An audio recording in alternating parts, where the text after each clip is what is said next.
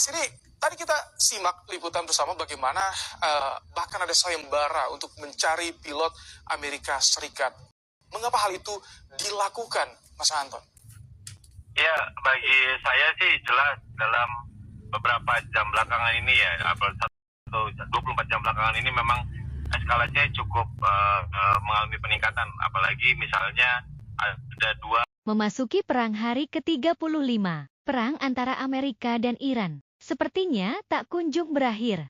pesawat Amerika Serikat F-15 dan juga A-10 itu ditembak jatuh, dan juga ada kabarnya juga ada heli Black Hawk juga terpaksa mendarat darurat. Bagi saya memang menjadi menarik, apalagi memang bagi saya ketika kita bicara tentang tadi ada sayembara, itu kan juga adalah bagian dari cyber untuk bagaimana kemudian masyarakat Iran untuk berlomba-lomba untuk mencari mereka yang menyerang negaranya. Jadi bagi saya ini juga di satu sisi cyber, di sisi lain untuk semakin meningkatkan rasa nasionalisme yang dimiliki.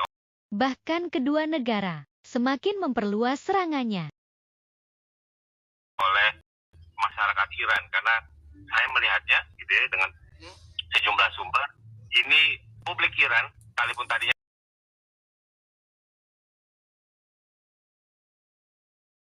ada oposisi dan juga pendukung rezim, kali ini mereka sama-sama sepakat untuk menolak ada intervensi asing.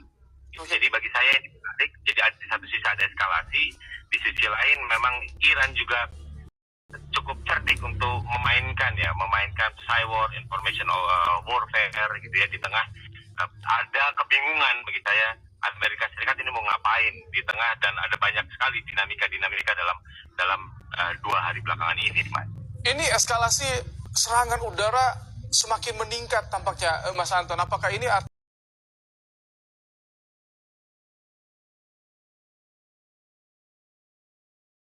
artinya invasi darat masih akan jauh terlaksana, atau seperti apa menurut Anda?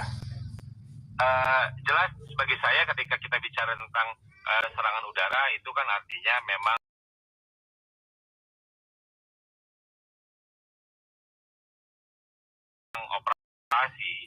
operasi atau peperangan saat ini masih belum berubah wajahnya. Karena kalau misalnya ketika kita bicara operasi darat sudah dilakukan, tentu nanti wajah dari perang antara Amerika Serikat dan Iran ini tentu saja sudah makin berubah ya, sudah berubah. Kenapa berubah? Karena memang kemudian ketika ada pasukan darat, tentu misalnya ada beberapa hal yang berubah. Satu adalah mungkin verifikasi nyata atau validasi apakah benar misalnya apa klaim-klaim selama ini yang disampaikan oleh pihak Amerika Serikat benar adanya atau tidak. Misalnya tadi yang 80-90% kemampuan militer Iran hancur atau tidak, itu kan juga akan diuji.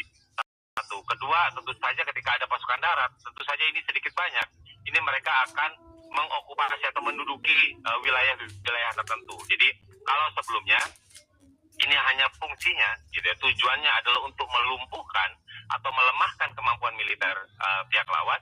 Tapi ketika sudah ada perang darat, tentu saja wajahnya akan menjadi bertambah kompleks. Karena ada yang ingin menduduki. Jadi karena pasukan darat itu tentu saja ingin menguasai wilayah daratan tertentu. Jadi ya, tentu saja ketika ada intensitas seperti ini adalah sebuah kelanjutan sejak dari 28 Februari lalu, Mas. Jadi yang memang kita akan masih menunggu apakah benar nanti misalnya Trump akan benar mengeksekusi atau tidak. Apalagi kan belakangan malah muncul misalnya ada tawaran gencatan senjata 48 jam gitu ya. Jadi walaupun kemudian di sisi lain itu kalau misalnya dari pihak Iran sendiri, Iran menolak, dan ada kabarnya misalnya karena kan ini menjelang deadline 6 November, pihak Iran sendiri menyatakan tidak ingin hadir dalam negosiasi yang difasilitasi oleh Pakistan. Sehingga dengan kata lain, memang itu benar adanya, maka ruang dialog, ruang untuk mencapai kata damai itu sedikit banyak agak tertutup yang difasilitasi oleh Pakistan. Karena kemudian ada perkembangan saat ini pihak Turki misalnya sedang mencari tempat di mana kalau misalnya di Islamabad itu gagal, lalu di mana? Karena bagi saya banyak negara-negara kemudian yang memang punya concern bagaimana kemudian ada titik damai ya. Jadi ada deeskalasi dari ini. Jadi mereka tidak bisa lagi berharap bahwa Trump akan melakukan deeskalasi. Mas Karena Anton, Trump kemudian ini adalah eskalasi, ya Mas. tadi Anda menyinggung soal bagaimana ada upaya untuk menawarkan atau meminta gencatan senjata. Namun ini menjadi isu yang saling tuduh antara Amerika Serikat dan Iran. Siapa yang meminta gencatan senjata awalnya ini, yang meminta? Itu muncul propaganda seperti itu, mengapa Mas Anton? Ya, karena di tengah, ya tadi, karena kan ketika kita bicara perang asimetris, tentu bagaimana kemudian melemahkan posisi tawar, melemahkan image mereka di publik. Kenapa demikian? Karena misalnya, kalau kita ngelihat ya, pada awal dimulainya perang tanggal 28 Februari, itu kan narasi yang terbangun adalah ini memang apa yang dilakukan oleh Amerika, inilah Iran menimbulkan ancaman dan lain-lain. Tapi ketika Iran mampu untuk bertahan, kan sudah mulai ada pergeseran. Gitu. Jadi ketika Iran menunjukkan bagaimana kuatnya resiliensi. Mas Anton. Selamat malam, Mas. Baik Mas Amerika Ray, tadi maupun kita- Iran sama-sama menargetkan serangannya ke infrastruktur di dalam dan di sekitar ibu kota kedua negara.